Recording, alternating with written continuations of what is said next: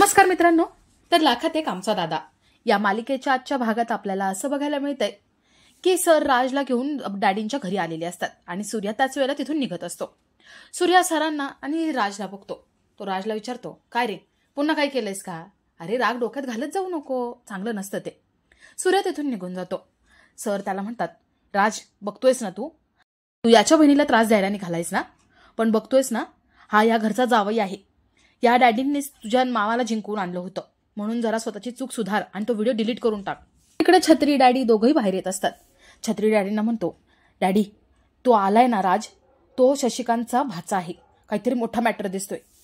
येतात आणि सरांना विचारतात, मग काय गुरुजी, तुम्ही इथे येणं कसं काय केलं? तर सगळ्या लोकांकडे बघतात। डॅडी म्हणतात, आलं लक्षात माझ्या। डॅडी बाकीच्या सगळ्या लोकांना पाठवून देतात आणि तिकडे फक्त राज आणि सर उभे असतात। विचारतात, मग काय झालं काय? सर सगळं सांगतात। राजने काय केलंय, तिकडे जे एक्झिबिशनला गेला होता त्यावेळेस त्याने काय प्रताप केले सगळं सांगतात। विचारतात, डॅडी आता तुम्हीच सांगा, या मूर्ख मुलाला काय शिक्षा करायची? तर काहीच करू शकत नाही, कारण ह्याचं बॅकग्राऊंड पॉलिटिकल आहे। हा आमदार शशिकांतचा भाचा आहे। आपल्या शाळेची प्रतिष्ठा तेवढीच महत्वाची आहे। नशीब हा व्हिडिओ व्हायरल नाही झालाय, तो मोबाईल मी काढून घेतलाय। पण डॅडी आता तुम्हीच न्याय करू शकता। राजच्या जोरात कानाखाली मारतात। डॅडी राजला खूप ओरडतात। डॅडी सरांकडून तो मोबाईल घेतात आणि म्हणतात, हा मोबाईल आता माझ्याकडे राहील, याबद्दल कोणीही कुठे काहीही बोलायचं नाही। जर तू आता काही बोललास ना मामाला तरी तुझी साल्टी काढून देईल, कळलं का? राज म्हणतो, नाही मी असं बोलणार नाही, असं करणार नाही पुन्हा। राजला म्हणतात, जा आता, झालं गेलं विसरून जायचं, निघायचं इथून निघून जातो। सर विचारतात, त्याला शाळेतून काढून टाकायचं का? डॅडी म्हणतात, नाही, याच्याने प्रकरण अजून चिघळेल, त्यालाच राजीनामा द्यावा लागेल, म्हणून म्हणतोय सोडून द्या हा विषय, झालं गेलं पार पडलं। निघून जातात आणि तिथे शत्रू येतो। शत्रू विचारतो, डॅडी काय झाले, मुख्याध्यापक इथे का आला होता? डॅडी म्हणतात, शिकार पकडायचं जाळं द्यायला आला होता, व्हिडिओ आणलाय त्यांनी। छत्री शत्रूला सगळं सांगतो। डॅडी खूप खुश होऊन जातात।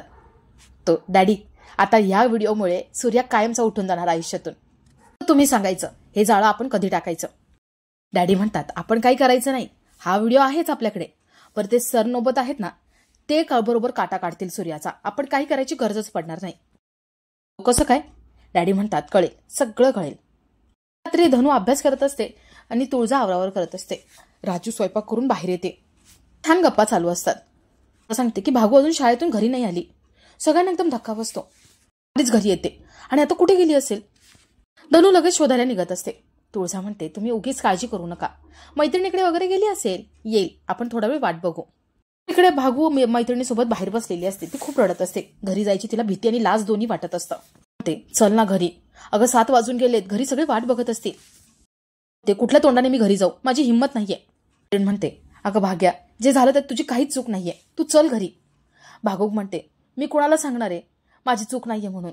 आता माझ्यामुळे सगळ्यांना त्रास होईल, दादाला त्रास होईल, मला हे सगळं नाही सहन होते, हिंमतच होत नाहीये। यामुळे मी आता कोणालाच तोंड दाखवू शकणार नाहीये।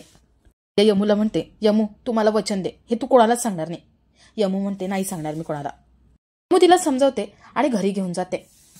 राजू, धनू आणि तुळजा सगळे भागूची वाट बघत असतात आणि तेवढ्यात तिथे सूर्या येतो। तर तुम्ही तिघी अशा उदास का बसलायत? तुळजा सूर्याला पाणी देते। सूर्याला डाऊट वाटतो की नक्कीच काहीतरी झाले। सूर्या विचारतो, भागू कुठे? तुळजा सांगते की भागू अजून शाळेतून नाही आली। पायाखालची जमीन सरकते। तो म्हणतो, भाग्या अजून घरी नाही आली? किती वाजले बघा, परिस्थितीची शाळा सुटते, एवढा उशीर कधी होत नाही तिला। सूर्या लगेच भाग्याला शोधायला निघून जातो। तो बाहेर येतो आणि सगळेजण बाहेर येतात। तुळजा म्हणते, सूर्या एवढं पानिक नको होऊस रे, मैत्रिणीकडे वगैरे गेली असेल, येतच असेल। तुझं लक्ष जातं। ती म्हणते, दादा भाग्य आलीये। भागूला घेऊन येते। भागू उदास असते आणि एकदम मानबिन खाली घालून आलेली असते। सगळ्यांना एकदम तिची काळजी वाटायला लागते। तुळजा विचारते, भाग्या तू ठीक आहेस ना? ओरडतो। तो म्हणतो, भाग्या किती वाजले बघतेस ना तू? अगं एवढा उशीर करतात का कुठे? जीव जायची वेळ आली होती। दादा आम्ही शाळा सुटल्यानंतर मैत्रिणीच्या घरी गेलो होतो, काढायला गेलो होतो म्हणून उशीर झाला। सूर्या म्हणतो, मग फोन करून कळवता येत नाही का?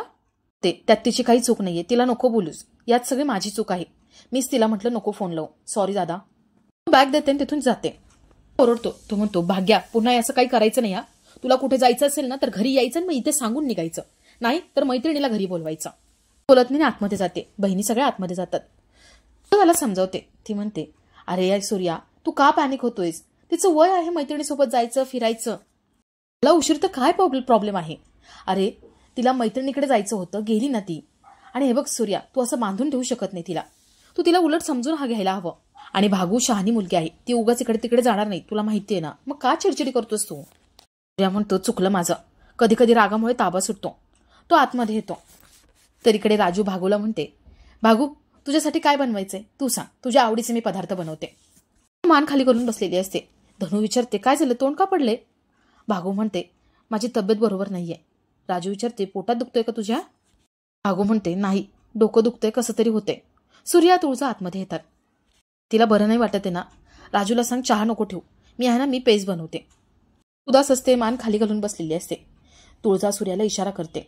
सूर्या भागू जवळ बसतो. माफी मागतो. सूर्या म्हणतो, चुकलं माझं, मी असं तुझ्यावरती ओरडायला नको होतं ना.